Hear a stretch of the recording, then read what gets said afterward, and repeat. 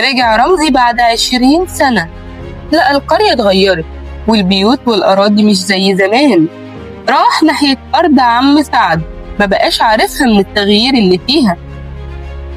لقى مزرعة بمعدات ومكن حديث جدا، لدرجة إنه حس إنه تايه، وما تأكدش غير لما لقى يافطة مكتوب عليها مزارع وأراضي الحاج سعد مدبولي، ولقى شباب شغالين فيها، ومكن حديث ومتطور خلى الأرض حاجة تانية بيتنافس بيها الشعوب التانية.